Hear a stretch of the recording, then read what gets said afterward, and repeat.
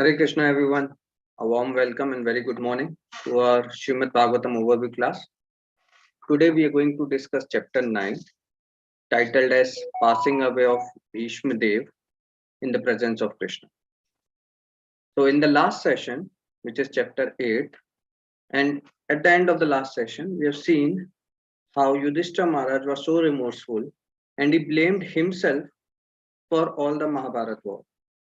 And to clear his confusion, many elders, many seniors tried to convince him, but he couldn't. Then Krishna advises, let's go to Bhishma Dev. And that's where we come to chapter 9. So without any further delay, I would like to invite our esteemed speaker, His Grace Madan Sundar Prabhu, to give us an overview on the chapter 9 and tell us what this chapter contains and what we can learn from this chapter. Prabhuji? Let me check. Prabhuji, Hare Krishna. Welcome everyone for today's discussion. We'll start with offering prayers. Om Namo Bhagavate Vasudevaya.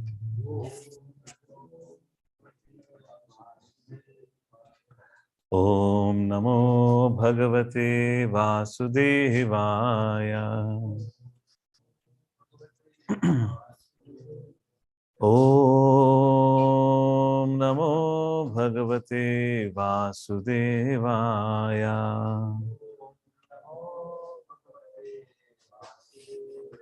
Narayanam Namaskritya Naram Chaiva Narottamam Devyam Saraswatim Vyasam Tato Jayamudirayat Nashtaprayeshu Bhadreshu Nityam Bhagavata Sevaya Bhagavati Uttama Shloke Bhakti Bhavati Nashtaki Krishnaya Vasudevaya Devaki Nandanaya Cha Nandagopakumaraya Govindaya Namo Namaha.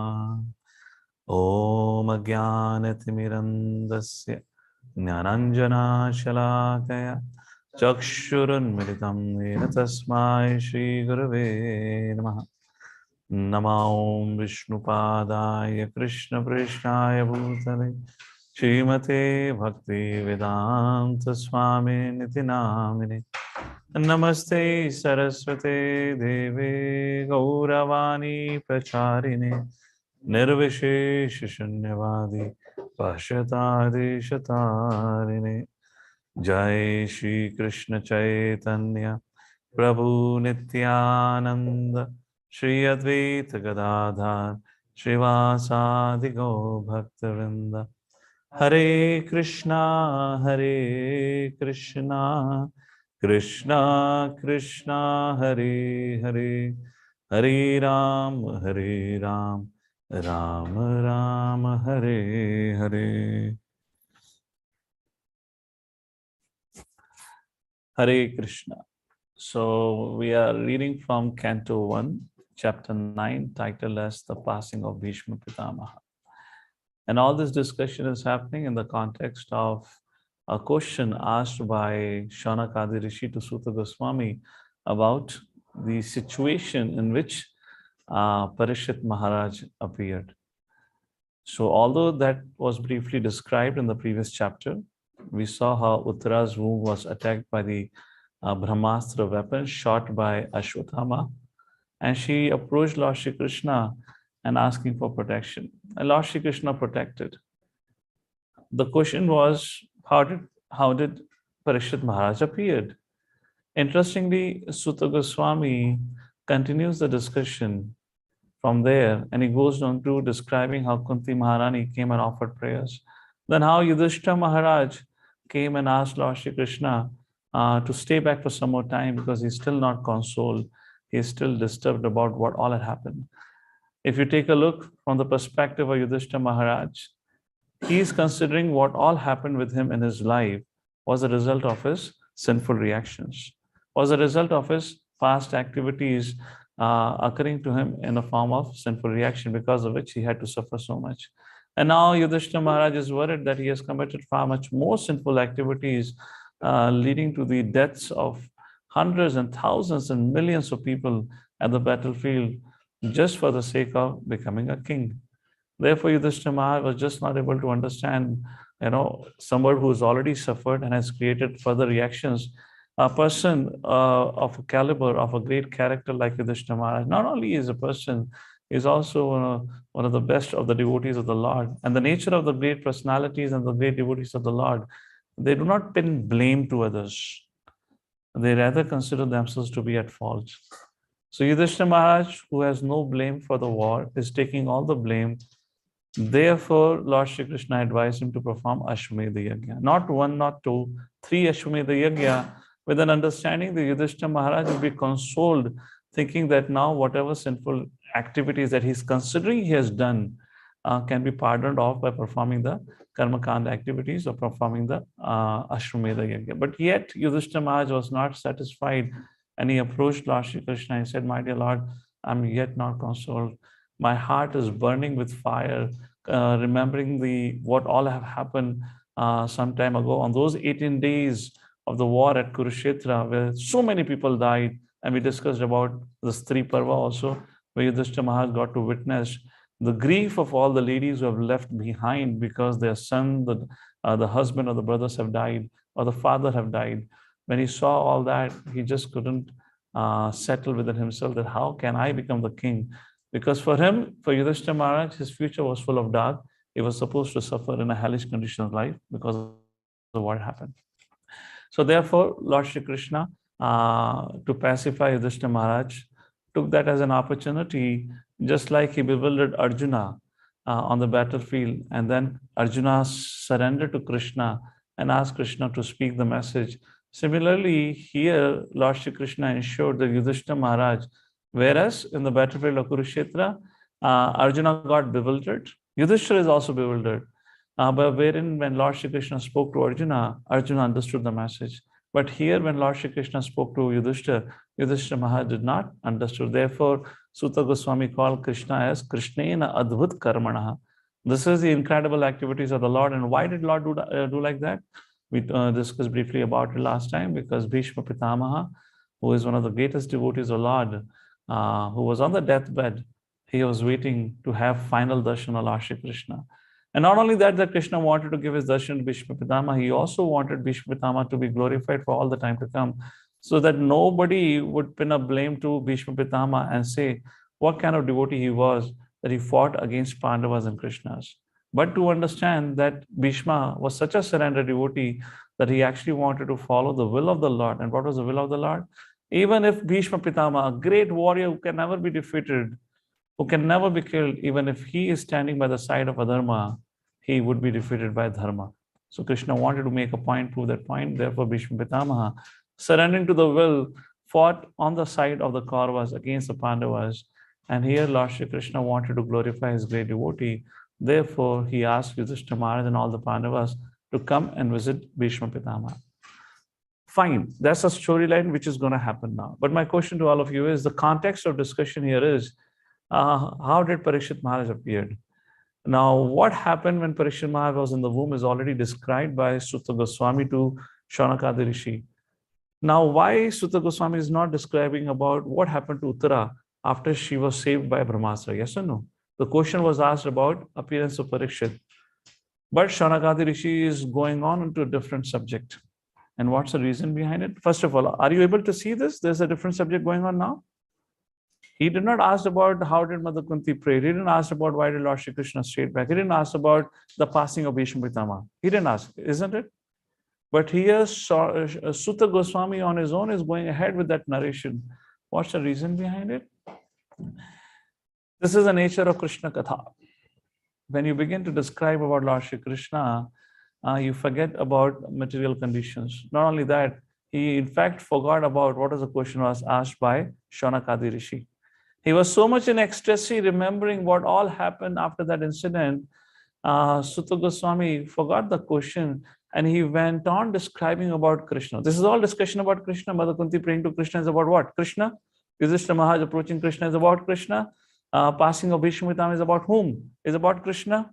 And then the next chapter is the departure of Krishna to Dwarka is about Krishna. And then the following chapter is arrival of Krishna at Dwarka is about Krishna. isn't it? It is all about Krishna. So here, Sutta Goswami was in ecstasy. He forgot about it. And that's the reason this is a little detour, which was not asked by Shanakadi Rishi. I would not say it was not asked by Shanakadi Rishi. In fact, Shanakadi Rishi had said, whatever we have asked about Krishna and whatever we have not asked about Krishna, you tell. You tell us everything about Krishna. So that way, Sutta Goswami was not off track. So that is what is going on here. Is a very, very important chapter, very relevant and practical for one's own practice and life. Here, I'll begin with some lessons just to put this in the right context, and then we'll briefly do an overview. I will focus on few sections, will not go through the verses as we used to do before. So here, the very first thing you will see about the magnanimity of Yudhisthira Maharaj. That Yudhisthira Maharaj, who when they were in Vanvas, had saved all the 4 Pandavas, his younger brothers, from the hand of a Yaksha, who was actually Yamaraj, who had appeared in the form of a bird. You remember that? And the condition was, if anyone drinks the water of this lake, before drinks the water of the lake, they have to answer the question.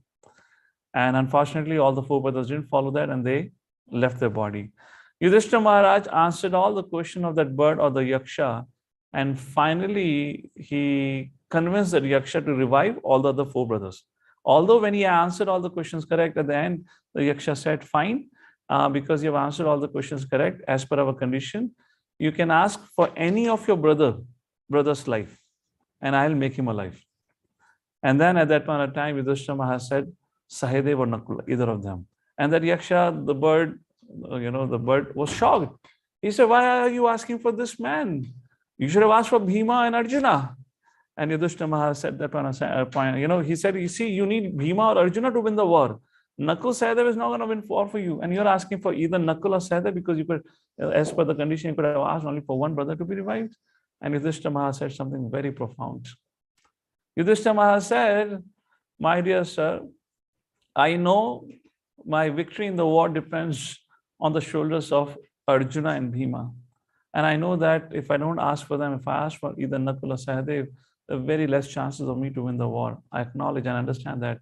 But please understand, what was the name of Nakul Sahadev's mother? Madri. What will my mother Madri think about me? That when I had an opportunity to show my impartiality, I became partial and chose my brother, the son of Kunti.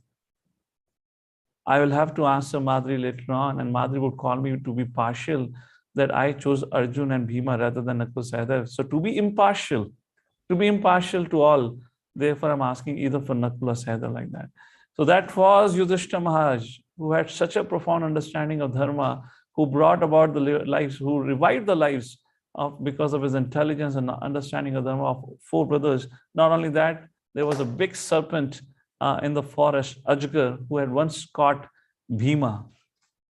And Bhimsen's life was getting choked out. And then when Yudhisthira Maharaj is there, the great serpent said, I have been cursed by Indra.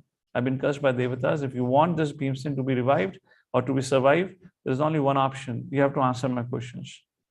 And if you satisfactorily answer my question, then being pleased upon you, I would let you and your Bhim, your brother, go alive.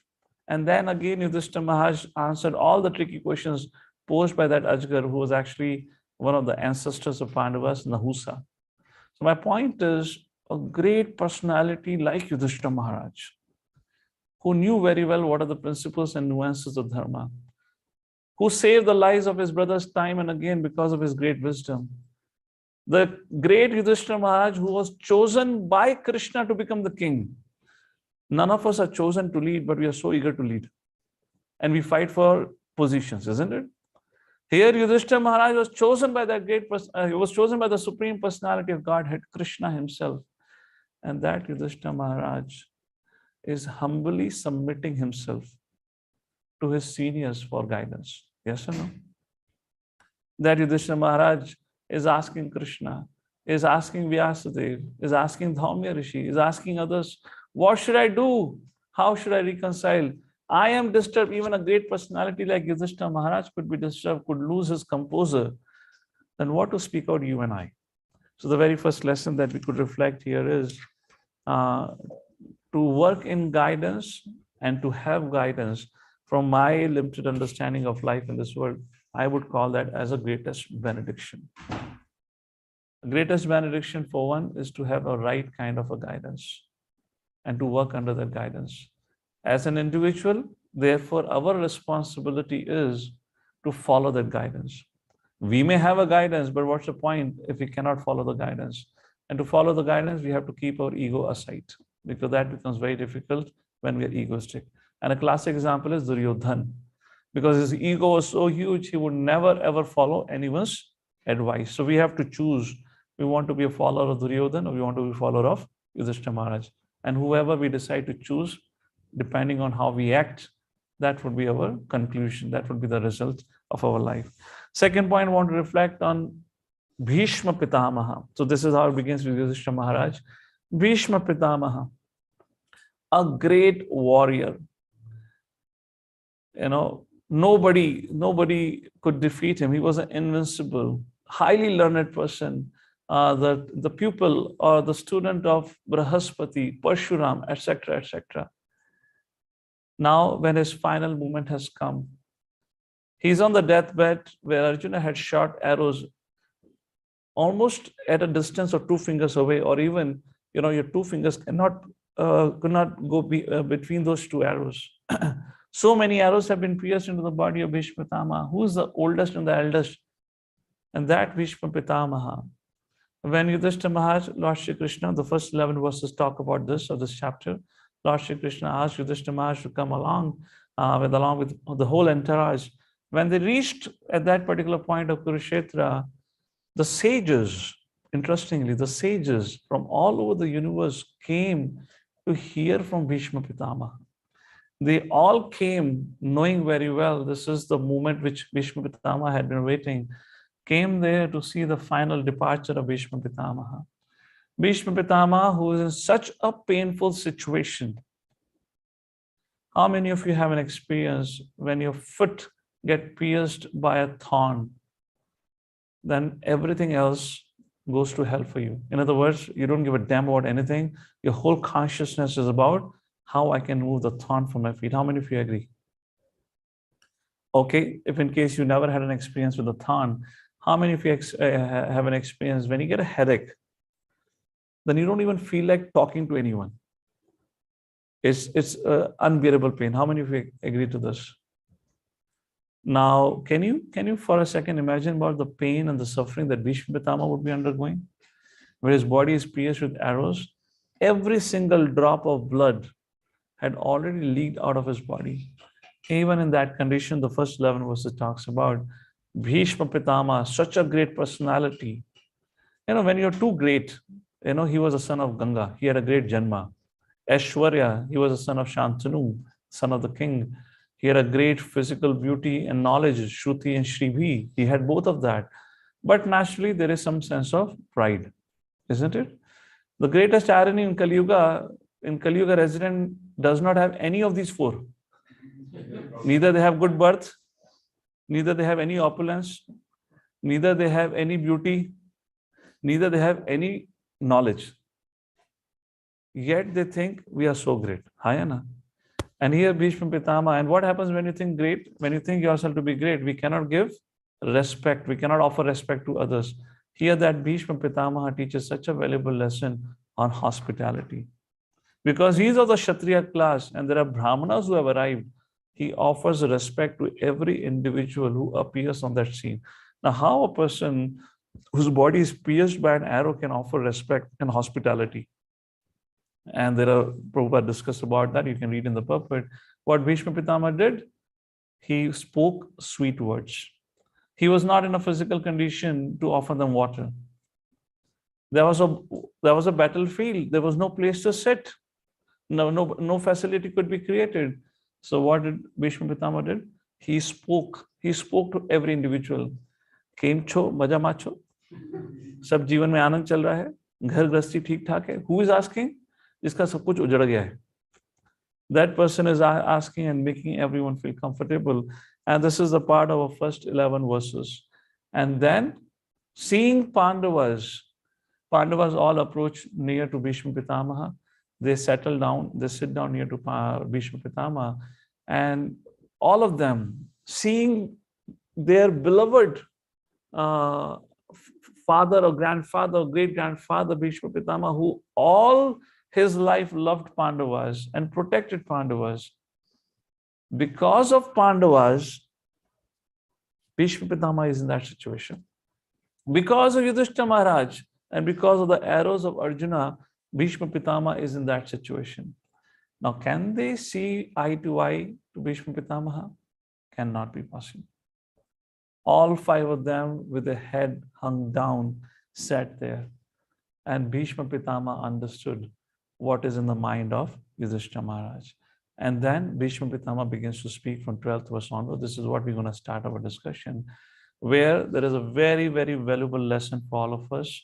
We already reflected on the life of Yudhisthira, or not on the life, but on this particular magnanimity of Yudhisthira, and also on the behavior of Bhishma Pitamaha. If you look at it, we are talking about what a cultured person means to be. What a cultured man.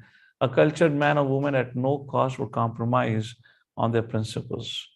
How much ever one has to go through a personal inconvenience. So here Bhishma Pitama begins to speak, and what is a very important discussion going to come about? Bhishma Pitama raises a question about the crisis faced by Yudhisthira Maharaj.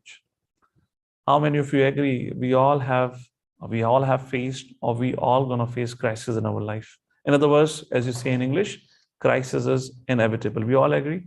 Now, when we are hit by a crisis, how do we react to it? How do we respond to it? How do we see it?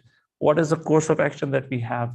How can we go through the tough phase of our life is what Bhishma Pitama is going to teach us as a very, very beautiful and important discussion.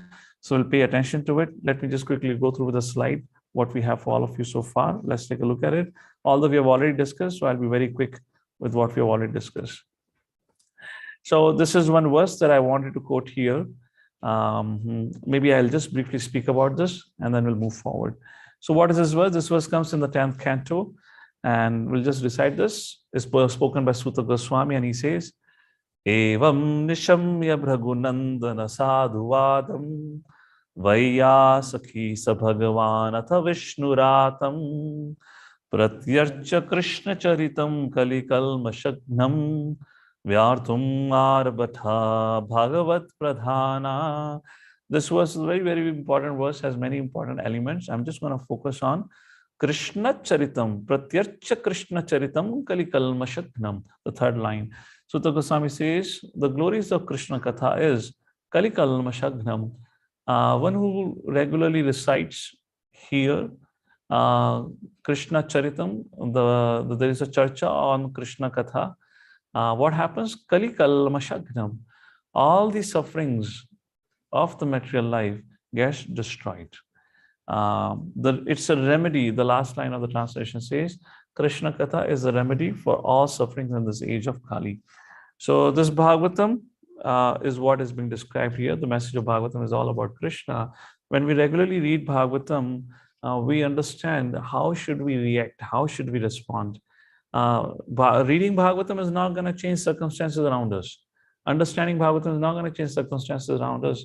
But study of Srimad Bhagavatam is going to help us to change our response to the crisis, to aversions or to attractions. To the good times and to the bad times. And today in this chapter, we're going to talk about how do we respond to the bad times is a discussion. And therefore, study of Srimad Bhagavatam is very important. I'll just make one small example and move forward to discussion. For example, if somebody comes and shouts at you, let's say a devotee, for example, or a relative of yours, or maybe let's say husband-wife relationship, whatnot, or speaks unpleasantly to you, the natural default response of an individual would be shout back. How many of you agree? The anger, there would be an anger. How dare you scream to me like this? How dare you find fault? How dare you say like this, etc., etc. I'm not talking about a senior and junior relationship, but at least in a peer. But when you study Srimad Bhagavatam, it teaches you. Just like Yudhisthira Maharaj, he was so much insulted by Duryodhana, he never had hatred for Duryodhana. Yes or no? Gandharvas, when he kidnapped, Gandharvas kidnapped Duryodhan. It was Yudhishthira Maharaj who asked Bhima and Arjuna to go and rescue Duryodhan. It was Bhima when Bhima said, how it's good news that Duryodhan have been punished. But Yudhishthira said, no, for outsiders, we are 105 brothers. But for internal issues, okay, they are 100 and we are 5 brothers. Which shows that Yudhishthira Maharaj never had any animosity. Yudhishthira Maharaj never put blame on others. He understood whatever happens because of the will of providence, or will of providence could be also said as a result of karma. So now when you have a character of Yudhishthira Maharaj ringing in your head and somebody comes and screams at you, how many of you agree you'll have a different response now? You probably would be like a little more tolerant, put a feet down and think about it. Okay, Prabhu, I'm sorry, I did a mistake. Let's resolve it later on because he's in passion right now. And if I become passionate, then it's going to flare up. The situation is going to get worse. You're getting a point? I'm just giving one very simple example. Therefore, study of Srimad Bhagavat is so important. Now imagine if you have acted humbly at that point of time, the whole anger gets subsided, isn't it? It's just like their fire is burning, and with your humble disposition, just like you're pouring water on the fire is going to get extinguished. So remedy for all suffering. But if you become angry, it's like pouring oil on the fire. There will be more suffering. The other person will get more angry. You get angry and you carry your anger for a whole day. The more suffering increases. That's the point. Remedy for all suffering. Okay, let's move forward. So chapter 9, let's take a look. So first part of the discussion is Yudhishthira's rejection, which I've already described to all of you. This is from the previous chapter, how Yudhishthira Maharaj approached Lord Shri Krishna and why did Lord Shri Krishna decide to stay back. So in the first 10 verses, we see how Pandavas reached to where Bhishma Pitama was there, and Bhishma Pitama welcomed everyone. It's a very interesting thing. I'll make one minor point here. When you go and attend anyone's funeral ceremony, this is almost like attending funeral ceremony, right? Bhishma Pitama is on the deathbed. There is a difference how you dress up yourself for funeral ceremony and for a marriage ceremony, isn't it? All agree? When it is a marriage ceremony, it's a joyful event. So you all dress up nicely. For example, the ladies would put all the jewelry and expensive garments. The men would wear the best of the suit, polished shoe, whatnot, and maybe put a hair gel to keep the hairs properly, isn't it? Etc. etc. Imagine you're going to attend funeral ceremony. That's a time you don't dress up so opulently. It's not, you don't expect ladies walking in a funeral ceremony, Ram Naam Satya Hai, and covered with all the jewelry. Isn't it? Correct? Now, interestingly, Pandavas have literally come for the funeral ceremony of Bhishma Pitama. He's on the deathbed. And they all come with all the opulence. And it was Lord Shri Krishna who asked, bring your whole entourage, dress up nicely. You're the king of the world and you're going to meet Bhishma Pitama. It might seem like just like Duryodhan had taken his brothers to go and tease Pandavas when they were in the forest. And they had put that camp or the tent across the river where Pandavas were living. And they were having parties every evening there. They were showing off to Yudhishthira. So that was not the whole idea. Why did Lord Shri Krishna ask Pandavas to do like that? Because that was the desire of Bhishma Pitama to see Yudhishthira Maharaj and Pandavas finally being situated in their royal opulence. Because they were the one who suffered so long. And Bhishma Pitama always wanted Pandavas to be back in this situation. So it was to please Bhishma Pitamaha, Lord Shri Krishna asked like that. Moving forward, the purports are extremely important. As part of our discussion, some verses when we highlight, I'll pay attention to it. For the rest of it, I'll be giving an overview like that. So that was the second point, Bhishma Pitamaha welcoming everyone. And now the third point, Bhishma pacifies Yudhishthira Maharaj. A very, very important discussion. So let's take a look at it. So text number 11 describes about Pandavas sat next to Bhishma Pitamaha. And Bhishma Pitamaha, understanding the mind of Pandavas, particularly Yudhishthira Maharaj, began to speak. And what he said? Text number 12. Aho kashtam aho anyayam yadhyuyam dharmanandanaha jivitam nahat klishtam vipradharma achyut ashraya. Very interesting. Aho kashtam aho anyayam, where Bhishma Pitama is saying, alas, alas, what a surprise.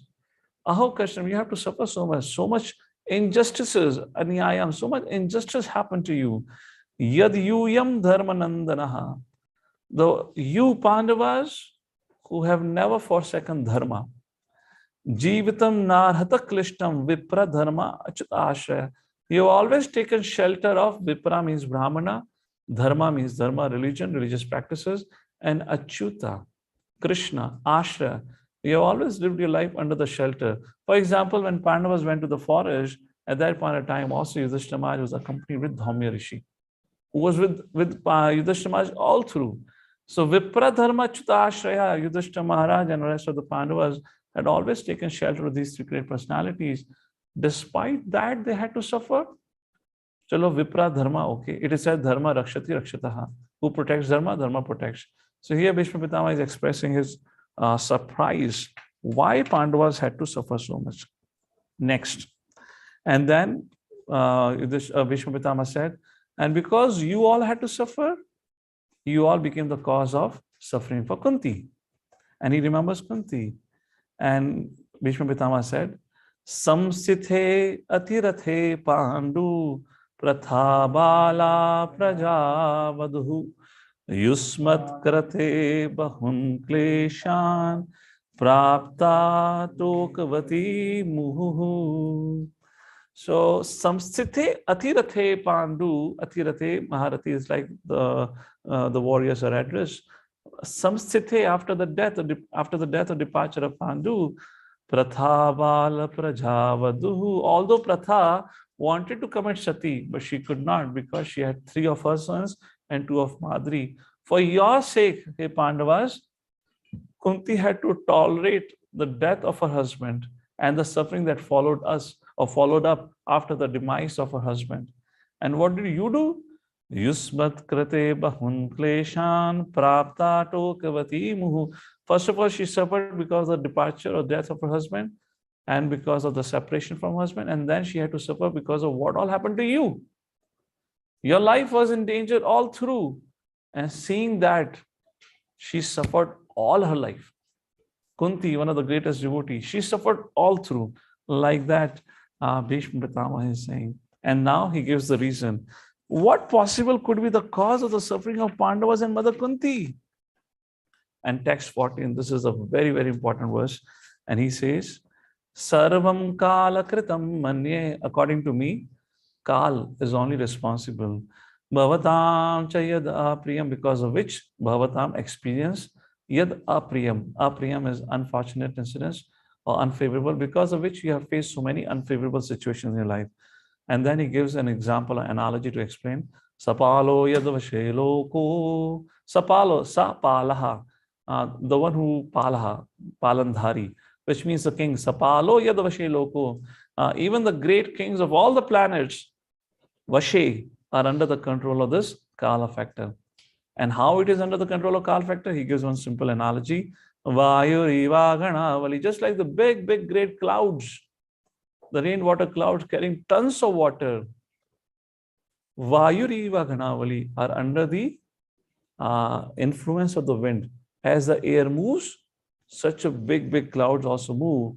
Like that, these great kings are under the influence of a Kala factor. So that's what is spoken about here. These all purports of this whole section is all golden purports. I'll be giving you the what Prabhupada mentioned the purport in a summary format, so I'll not go in details over here like this. So he says, that was a verse number 14. It all has happened because. So what Bhishma Pitama is trying to say, everything has happened because of Kala. Now Bhishma Pitama ideally could have said, what to do? We were so unfortunate in Kuru Kamsa that we got you all who had performed so much sinful karma, because of which sinful reactions came, isn't it? Now, if somebody comes to you and he's suffering, what is the first philosophical point comes to your mind? Prabhu, you have to understand, you have to tolerate. You must have done something in the past, because of which you are facing certain unfavorable situations. So here Bhishma Pitama could have said, hey, Pandavo, Sarvam Kala Kritam Manye. He said, Sarva Karma Kritam Manye. Your karma is a karan for all what has happened to you. But he doesn't say that. He said Kala. Who is Kala? Kalosmi. is Krishna. So what Bhishma Pitama is saying to Pandavas? Hey Pandavas, hey Yudhishthira Maharaj, you are totally pious. You have never committed any sinful act in this life, what to speak of previous lifetimes. Whatever has happened with you is only because it's a will of providence. It is a will of the Lord Almighty. And nobody can change the will of the Lord. So when you're in that situation, we only have one recourse, and that is to surrender, to accept. And therefore, Yudhishthira Maharaj, accept this. Do not try to fight with it. Do not put a blame on yourself. Whatever happened with you was the will of the Lord. What happened at the battlefield of Kurukshetra was the will of the Lord. And now the will of the Lord, which the Lord have already told you to become the king of the whole world, that is what you should accept the responsibility. Next, Bhishma Pitama says, I am surprised. Aren't you, Yudhishthira Maharaj? Think about it. He says, Yatra dharma suto raja. At the side of Pandavas, there is Dharmaraj Yudhishthira Maharaj. Gadapanir Vrakodaraha. Gadapanir refers to Bhimasen. Vrakodaraha. Krishno Stri Gandivam Chapam. Krishna, he refers to Arjuna, who has Gandiva bow. Isn't it surprising? We have Dharmaraj Yudhishthira Maharaj, we have great Gadadhari Bhima, who has a strength of thousands of elephants in his arms. We have the great bow carrier, Gandiva bow carrier as Arjuna. And not only that, the Pandavas had the favor, the special favor of Suhrat Krishna's Tato Vipat, had the greatest favor of Lord Shri Krishna. Yet they got Vipada in their life. So those of you who are relishing the Nidra Devi have to recite shlokas to stay awake. Huh? So if you just keep listening, you're going to doze off. So I'm put shlokas here for the purpose, so you recite together. So become active. You want to stand up. Otherwise, you're going to crash on the ground in a minute. All right. Suhrat Krishna's Tato Vipat. So that's the point here Lord Bhishma Pitama is making. Surat Krishna's Tato Vipat. Despite all this thing, isn't this Pandavas Yudhishthira so surprising that everything is there and yet you have to suffer? And now in the 16th, there's a beautiful purport. In the 15th purport, Prabhupada makes the same point. Despite the power of the pious acts, Dharmaraj, power of personalities like Arjuna, Bhima, the power of expert management, they had planned everything very nicely. The power of weapons under the supervision of Krishna, etc., etc. Pandavas had to suffer so much, which means it is only because of Kala. And therefore, now in text number 16, Bhishma Pitama draws conclusion, and he says, Nahi asya karachid rajan pumana veda vidasitam yat vijignasaya yukta muhiyanti kavayo bihi. And Bhishma Pitama said, hey Yudhishthira Maharaj, nobody, how great you are as a learned philosopher, nobody can understand what is the plan of the Lord. So question comes, if nobody can understand the plan of the Lord, then how do we understand that what is happening is the plan of the Lord? Isn't it? How do I know? Bhagavad Gita is all about teaching us to follow the plan of the Lord. Nimitta matram bhava sabyasachi. That's the best course of action described. So how would you understand what is the plan of the Lord? Where Bhishma Pitama said, you cannot understand the plan of the Lord only, then how do I know I'm living my life according to the desires of the Lord? Anyone would like to throw some light on this? It is said, Nahyasya karichidraja, nobody can understand what is the plan of the Lord.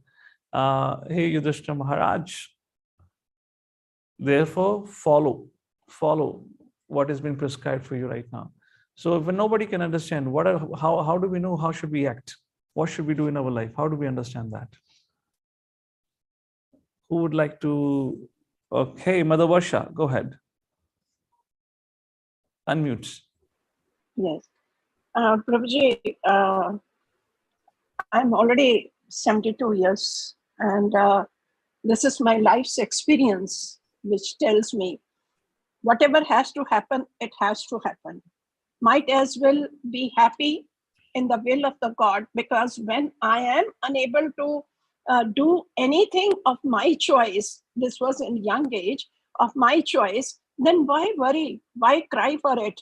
And All right. ultimately, Accept it. That's your point.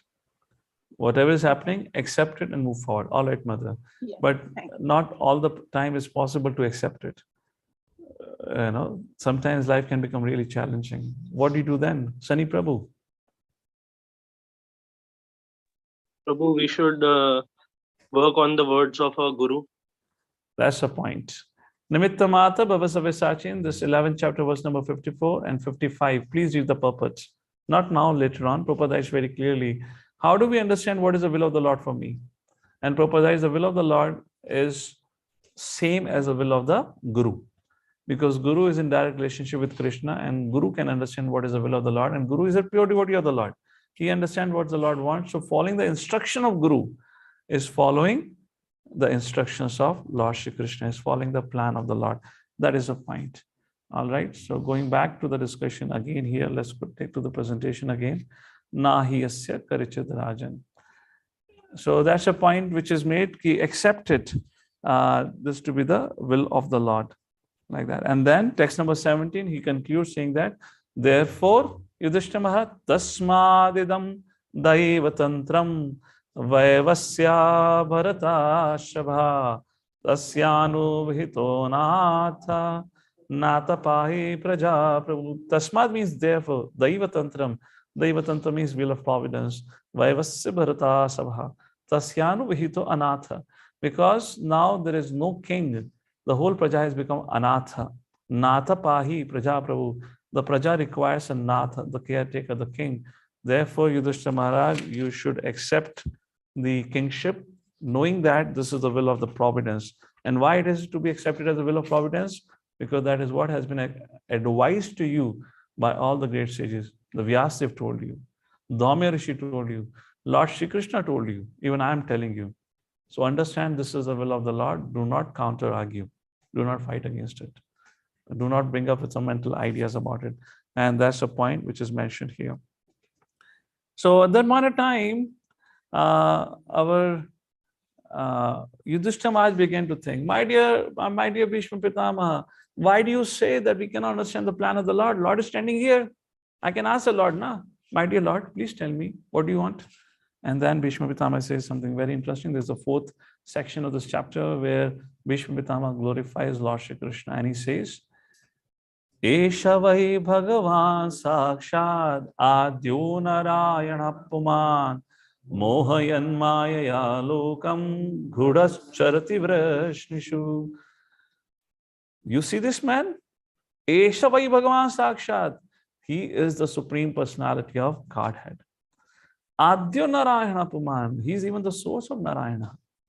Mohayan Mayayam Lokam Gudascharati Vrishnishu. He walks within the Vrishnis as if he is a common man. Gudascharati Vrishnishu.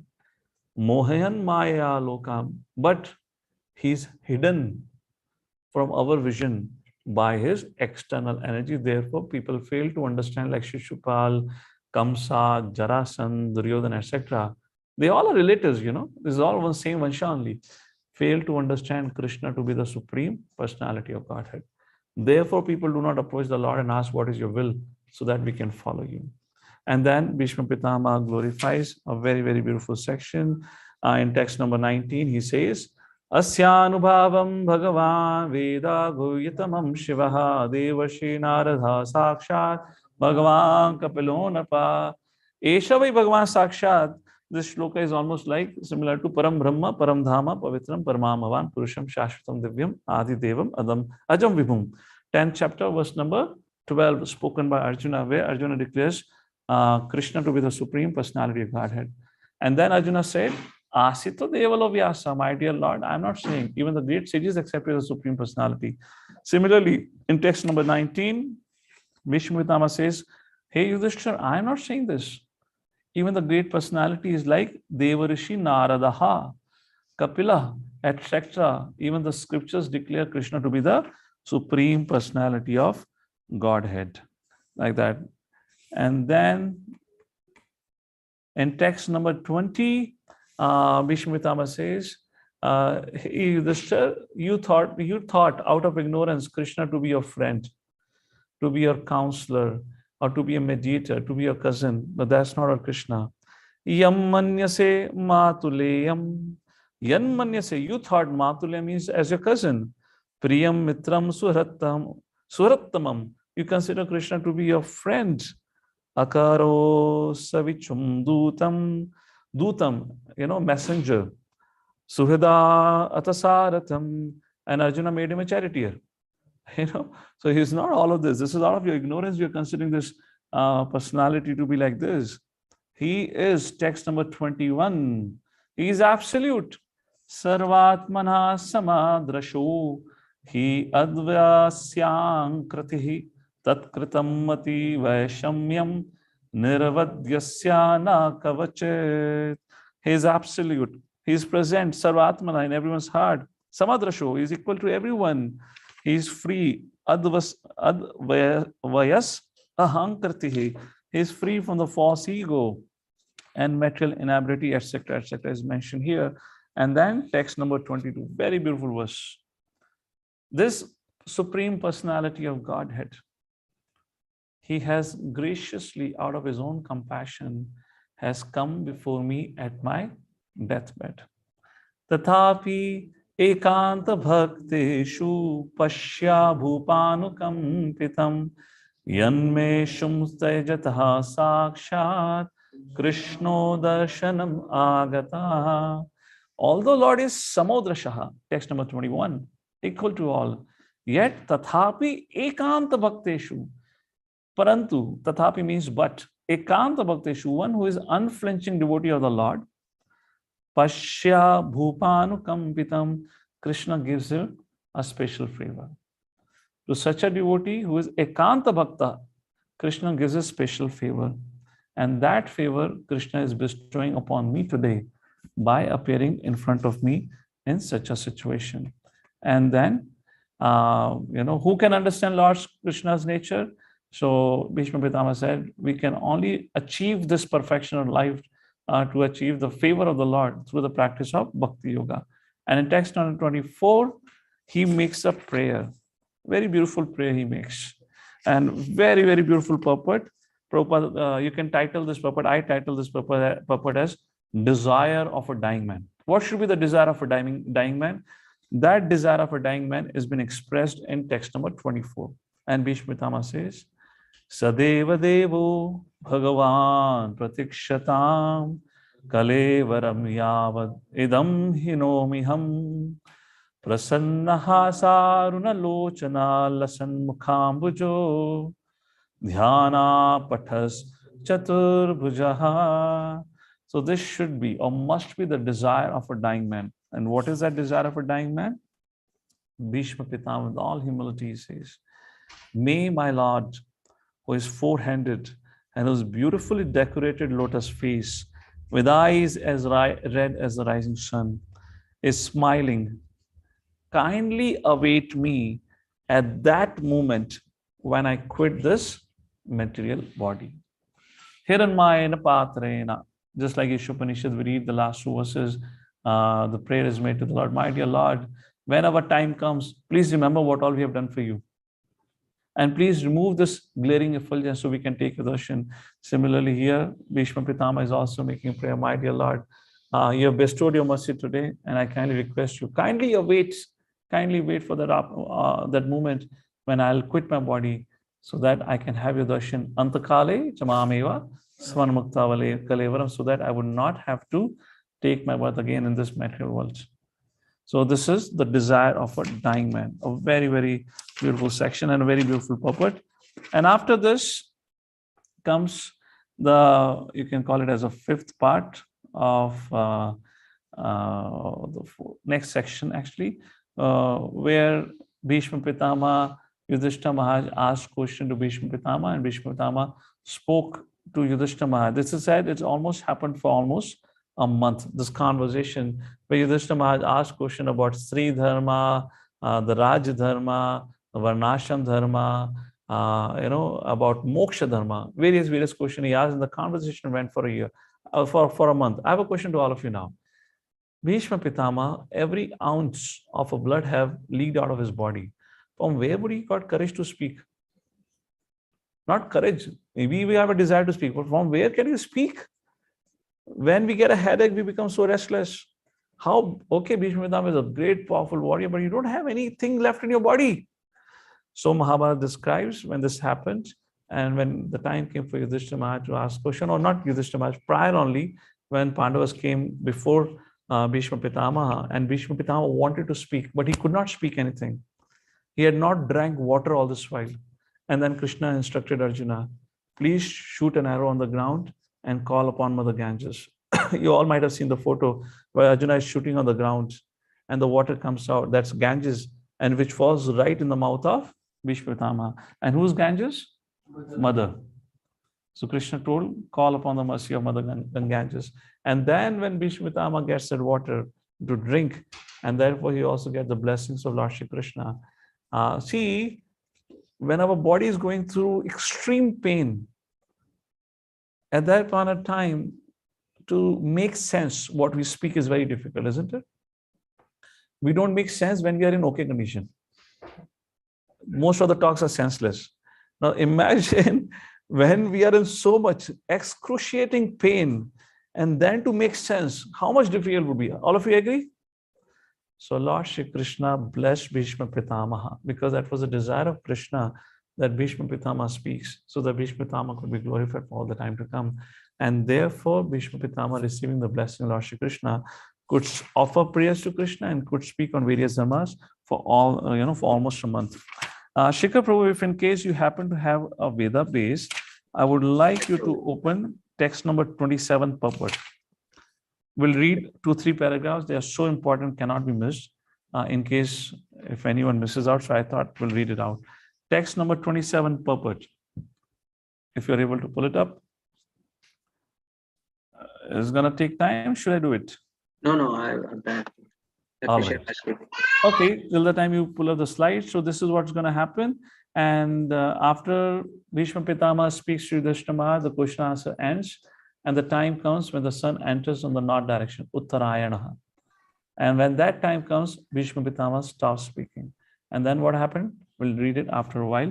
Take a look at it. So would anyone like to read from our audience? Shikhar Prabhu, you can see somebody, Mother Leela.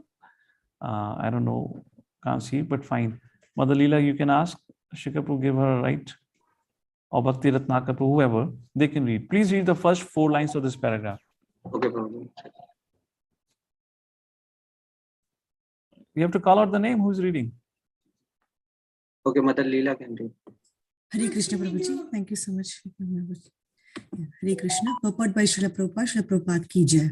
To give charity is one of the householder's main functions, and he should be prepared to give in charity at least 50% of his hard-earned money. A brahmachari or student should perform sacrifices, a householder should give charity, and a person in the retired life or in the renounced order should practice penances and austerities. Those are the general functions of all the ashramas or orders of life on the path of self-realization. Hare Krishna. We'll pause here, Mother. So this is just high level what a brahmachari, grahastha, vanaprastha are supposed to do. If you want to study more about our individual dharmas, whichever ashram we are, is a subject matter of 7th Canto Srimad Bhagavatam, the last few chapters. There is dedicated chapter for grahastha ashram, brahmachari ashram, sannyasa ashram, vanaprastha ashram. Now let's go to the last 3 paragraphs. You will see the line beginning with as far as salvation. Yeah, you see this? Mother Leela, if you're still there, you can read it out, this paragraph. This is about moksha dharma. Please go ahead. Hare Krishna. As far as salvation is concerned, one has to conquer the principles of lust, anger, unlawful desires, avarice, and bewilderment. Please mark this paragraph. This is a super paragraph. You can paste these lines and put it on your study table or office. Beautifully, Prabhupada says how every ill effects have to be countered. Your mind is so much tempted, control it. Like that, Prabhupada makes a very beautiful point. Please note it down. Go ahead, Mother. Hare Krishna. To get freedom from anger, one should learn how to forgive. To be free from unlawful desires, one should not make plans. By spiritual culture, one is able to conquer sleep. By tolerance only, one can one conquer desires and avarice. Disturbances from various diseases can be avoided by regulated diets. By self-control, one can be free from false hopes, and money can be saved by avoiding undesirable association. By practice of yoga, one can control hunger, and worldliness can be avoided by culturing the knowledge of impermanence. Dizziness can be conquered by rising up, and false arguments can be conquered by factual ascertainment. Talkativeness can be avoided by gravity and silence, and by prowess, one can avoid fearfulness. Perfect knowledge can be obtained by self-cultivation. One must be free from lust, avarice, anger, dreaming, etc. to actually attain the path of salvation. Thank you. Thank you, Mother.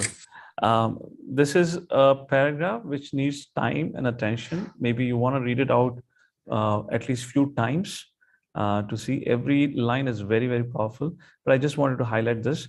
Let's have Bhakti Ratnakar Prabhu. Sorry, Bhakti Ratnakar Prabhu. You can read about Stri Dharma, the next paragraph. Hare Krishna, Prabhuji. As far as the women class are concerned, they are accepted as a power of inspiration for men. As such, women are more powerful than men. Mighty Julius Caesar was controlled by Cleopatra. Such powerful women are controlled by shyness. Therefore, shyness is important for women. Once this control valve is loosened, women can create havoc in society by adultery. Adultery means production of unwanted children, known as Varna Shankara, who disturb the world. So, in very brief, Prabhupada have mentioned about Stri Dharma, but if you read the 4th canto and ahead, Prabhupada has given detailed information about the duty of a woman and that way. And now the final, one more we want to read out is about Bhagavat Dharma, for which Prabhupada have dedicated the last paragraph. We can have somebody else. Mother Revati would like to read, can read the last paragraph, Bhagavad Dharma.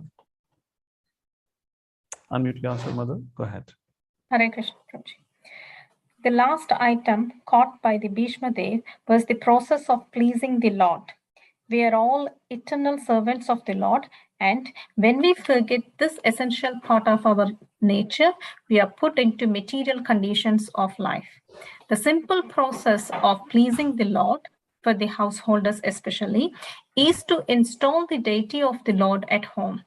By concentrating on the deity, one may progressively go on with the daily routine work, worshipping the deity at home, serving the devotee, hearing the Srimad Bhagavatam, reciting in a holy place, and chanting the holy name of the Lord are all inexpensive items by which one can please the Lord. Thus, the subject matter was explained by the grandfather to his grandchildren. Hare Krishna. Thank you. So here, what is Bhagavad Dharma in very brief highlights about this importance of deity worship for Grahasthas. We can take out the screen. You can refer to the 7th canto, Shavanam Kirtanam Vishnu Smaranam Pada Sevanam, that particular verse. And the Archanam, Prabhupada at least dedicated 3 to 4 pages long purport, talks about what is all deity worship and why it must be done, should be followed like that, and how crucial it is for Grahastha ashram. So this is, now after this, instructing on all these various dharma. After this, Bhishma Pitama, when the sun entered to change his direction, entered Uttarayana, Bhishma Pitama stopped speaking. The great personality Bhishma Pitama, who fought thousands of war, who spoke on thousands of subjects, now decided to withdraw his mind and senses from everything outside and focus his mind one-pointed at the lotus feet of Lord Shri Krishna. So the purpose that follows up a very, very beautiful purpose talking about how should we face death.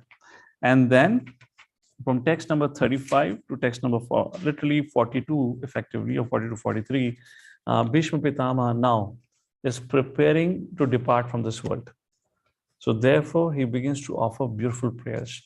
I know the time is 9 o'clock. I'll just take 5 minutes to give you a quick overview of it. Fantastic prayers, and a very important mood has been depicted of Bhishma Pitama, and of course Prabhupada purports the pudding, you can call it like that. So let's take a look if in case I have these verses in my slide deck. Okay, I don't have the verses here. So I'll read out the translation. Text number 35, I'll read the summary of it. Text number 35, Bhishma Pitama says, it begins from text number 32 actually. So 32 verses, from verse number 32 it begins, where now Bhishma Pitama withdraws his mind and senses. He wants to focus on Krishna. And text number 33, what he says, Bhishma Pitama says, let me have Rathi for Vijaya Sakha, whose transcendental body is desired by the three worlds, whose complexion is dark like Tamala tree. His glittering yellow clothes shine in the sun, and his lotus face is surrounded by curly locks of hair. Text number 34. Let my mind go unto Shri Krishna on the battlefield, whose flowing hair was covered with dust raised by the horses, and whose face was wetted with sweat. When his skin was wounded by my sharp arrows, he enjoyed it. So this is particularly his recollecting or remembering the 9th day of the war of Kurukshetra, when Bhishma Pitama on the previous evening had taken a vow because Duryodhana really pressed on him. And he said, okay, I'll kill all the 5 Pandavas next day. And he empowered 5 arrows and he said, Duryodhana, give me these 5 arrows next day. However, Krishna knew of the plan and Krishna sent Arjuna. And long story short, Duryodhana gave those 5 arrows to Arjuna because Duryodhana never thought. He thought, okay, he has empowered his 5 arrows. The mantra is Bhishma Pitama. Next morning he'll do, what's a big deal? But then next morning when Bhishma Pitama asked for those 5 arrows, and Duryodhana said, well, I gave it to Arjuna. And Bhishma Pitama was like, oh no. Krishna have made me to break my vow, and today I'm going to make him break his vow. And Duryodhana was perplexed. He said, what's a big deal? I'll give you 5 more arrows. Already so much weapon I have put in your chariot. Empower them again. And then Bhishma Pitama gave him the good news. Sorry, that mantra could only be chanted once. So I cannot happen now. But I cannot kill all the 5 now, but I'll definitely kill Arjuna today. And I'll fight with my full might. The 9th day, Bhishma really, and as you know, he broke the chariot of Arjuna. Arjuna fell on the ground, and he was shooting arrows at Arjuna. He was shooting arrows at Krishna, and that is what has been described here right now. The Krishna's body was pierced with the arrows of Bhishma Pitama. Now, any common man would argue. 2 arguments can come.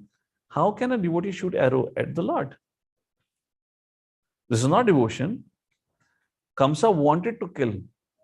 Kamsa wanted to kill Krishna. So we call him as a non-devotee. Here Bhishma actually did an action of killing Krishna. He was shooting arrow at Krishna. So Vishnu Chakravarti Thakur explains it very beautifully. Actually, that is called as Virya Ras. Krishna loves. This is 7 secondary rasas. Virya Ras is one of them. And Krishna wanted that. And so Krishna, when he wants Virya Ras, he fights with whom? His devotees only. And therefore, Hiranyaksha, Hiranyakashipu came, Jai Vijay came as that. And Lord fought with Hiranyaksha as Varadev and Hiranyakashipu as Narasimhadev. When you read the 7th canto, the fight is going on between Hiranyakashipu and Narasimhadev.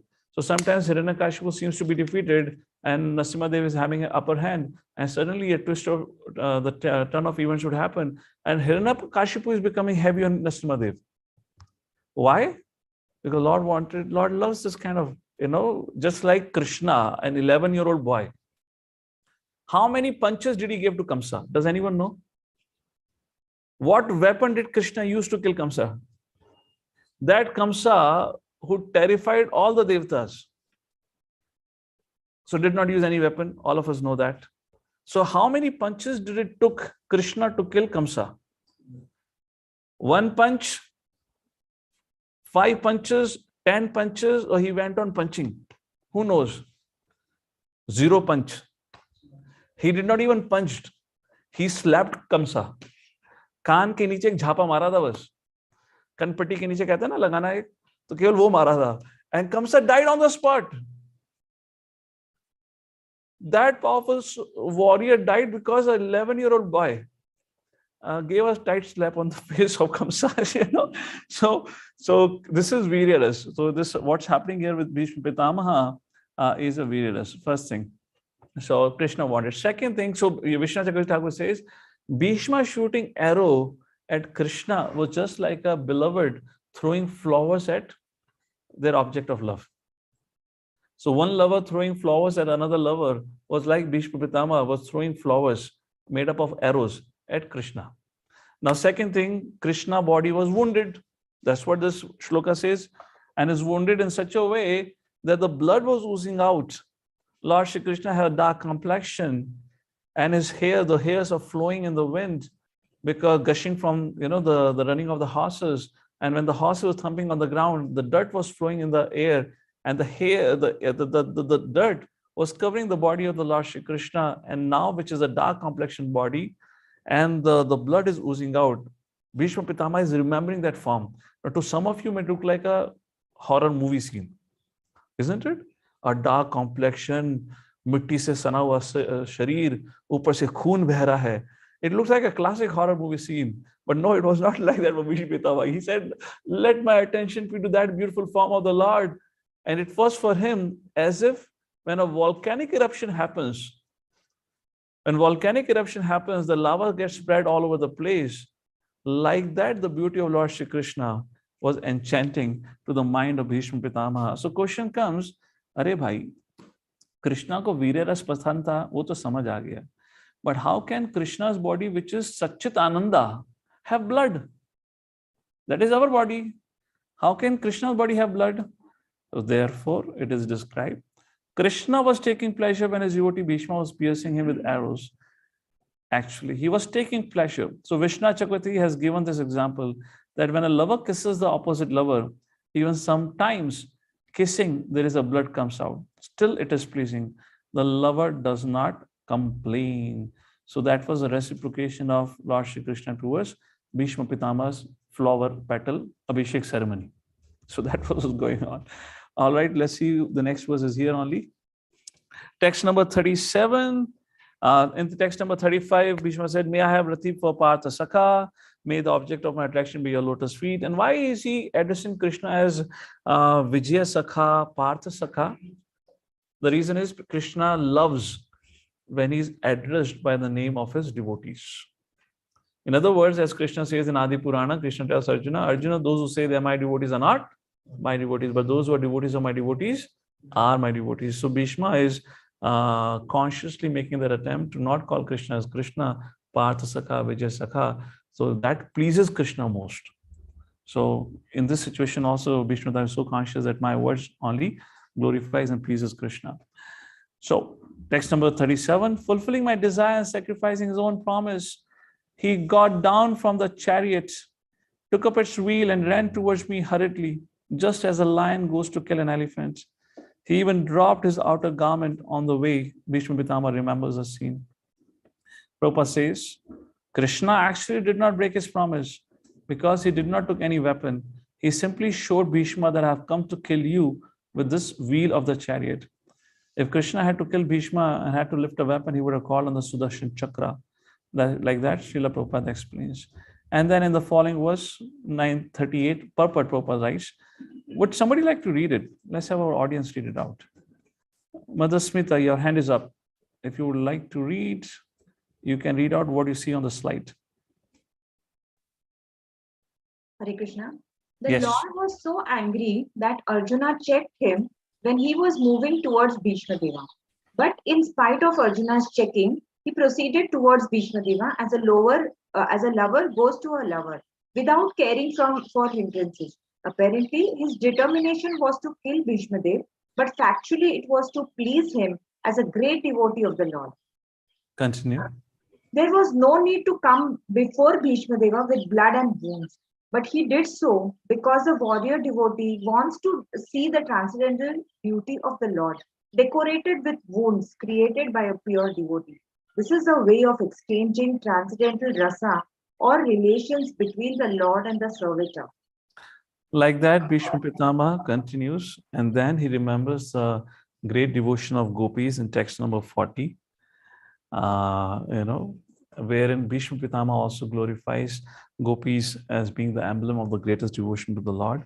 And then he remembers the Rajasriya Yajna, where Krishna was accepted as the greatest, as a supreme personality by everyone. And text number 42, he says, now I can meditate upon Lord Shri Krishna.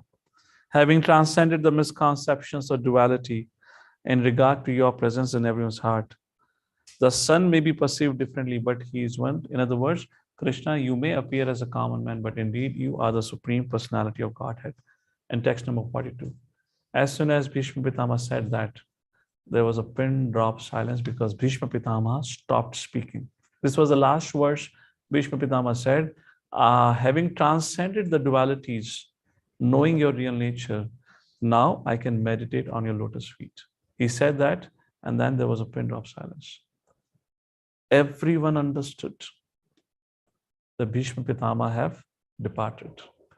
That great fighter, the warrior who lived for generations of Kuru Vamsha, whose shelter everyone sought, who was highly learned, a disciple of Brahaspati, a great devotee of Lord Shri Krishna, has his great life, a magnificent life, has come to an end. There was such a pin drop silence that nobody was even breathing. Everyone stopped. It's just like, when you're watching a TV and you pause it, the frame becomes still. It was just like a still moment in the life of everyone. The tears welled up in the eyes of everyone who was assembled there, knowing that now, henceforward, they would not have the association of this great, great personality, one of the greatest devotee of the Lord, Bhishma Pitamaha. Yet simultaneously, there was a joy in their heart, knowing that one of the greatest personality have concluded his Leela and have gone back to Godhead. What a great, great conclusion of someone's life, where the Supreme Personality of Godhead is personally present while that person is departing from this world. Knowing the fact, there was a great joy, and suddenly the drums, the bugles, the cattle drums began to play, and there was a joyful occasion. The Devtas who had appeared long ago in the life of Bhishma Pitama when he was a young man known as Devvrat, who had taken a vow to become celibate lifelong, the Devtas were shocked and they came and showered flowers on Bhishma, on Devvrat, and called him Bhishma, Bhishma, Bhishma. Today, once again, all the Devtas have come and they're doing Pushpa Abhishek of the body which is left behind by Bhishma Pitamaha.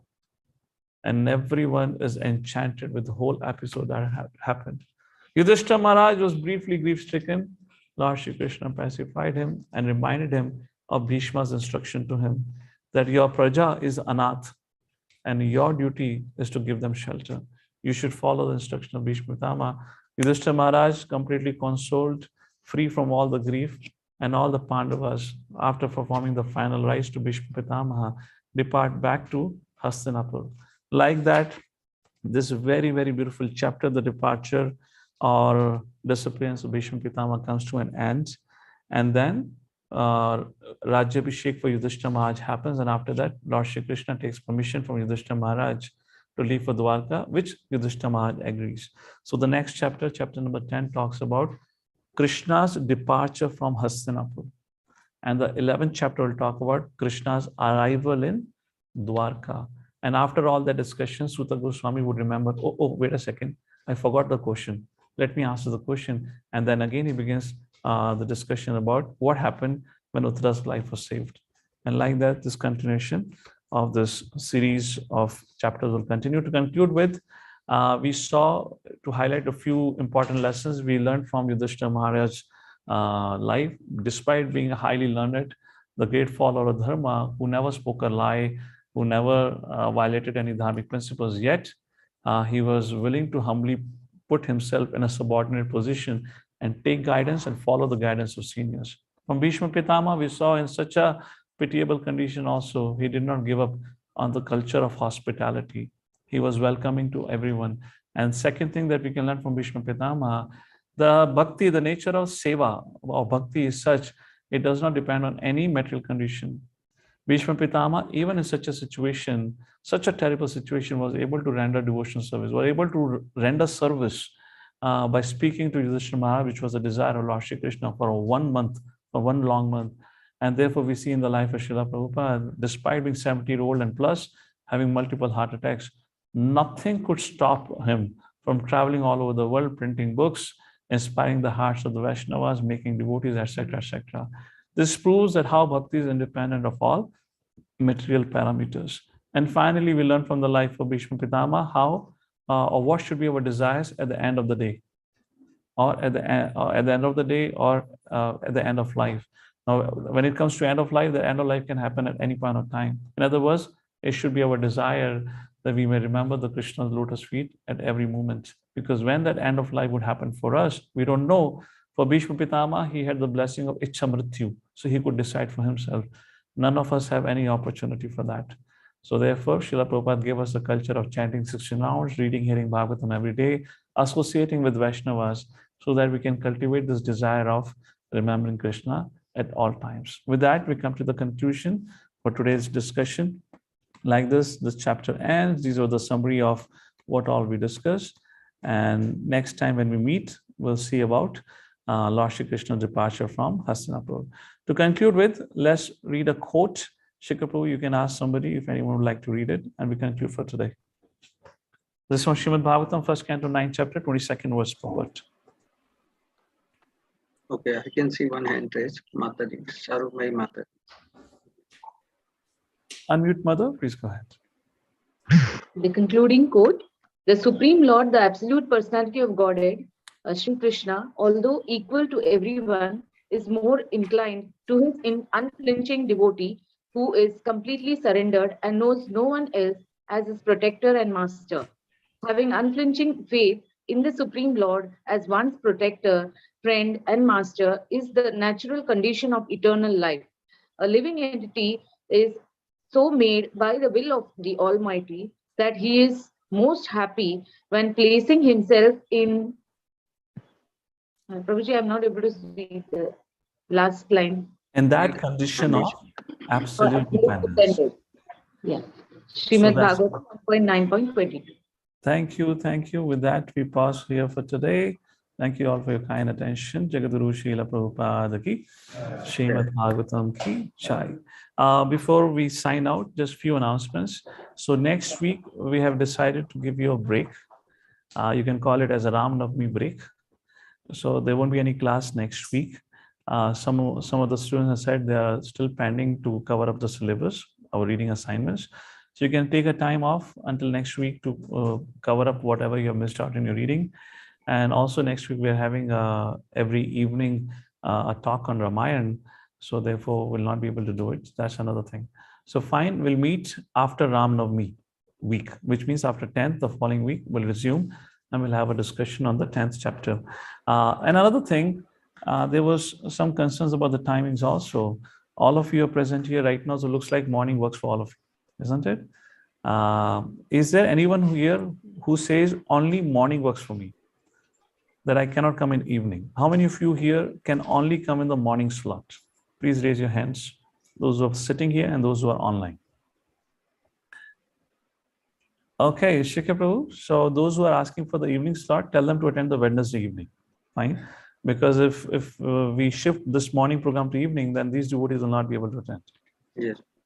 So we'll stick to the morning slot. All right. Okay, Prabhu. Hi, Krishna. So if any comments or questions are there, Shikhar Prabhu, I can take that. For all of you, this is okay. Can move on. Okay. Anyone has any question, please raise your hand. And जिनके हाथ खड़े हैं नीचे कर लो. Oh, that thing is over. Otherwise, there'll be a confusion. Yeah. Only we have a question, then please raise your hand.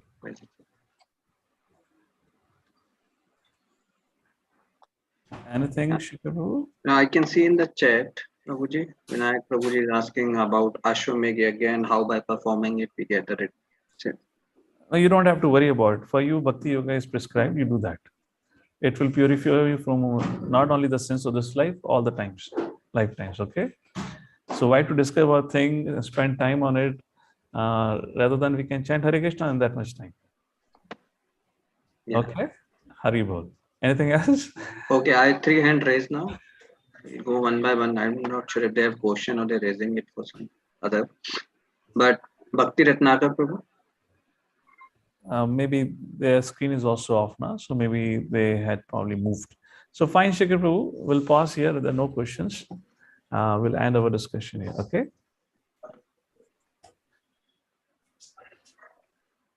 Swati, Friday is a working day, Prabhuji. Our English Bhagavatam class is conducted in the evening. No, mother, this is only in the morning. So as I said, for whom they cannot attend in the morning, we have a Hindi, same episode being discussed in Hindi language on Wednesday evening. You can join that. And if it still doesn't work out, this recording is available. You can watch the same episode today evening at 7 o'clock. All right. So, I mean, as per your schedule, you can watch it. You have to set your schedule accordingly. Hare Krishna. Jagadguru Srila Prabhupada ki jai. Srimad Bhagavatam ki jai. Thank you everyone for joining. And as Prabhuji mentioned, we will not have rendering assignment for coming week. But please do mark your attendance so that it continues and we have 100% attendance going forward. And if you have any pending assignment, you may complete so. Hare Krishna.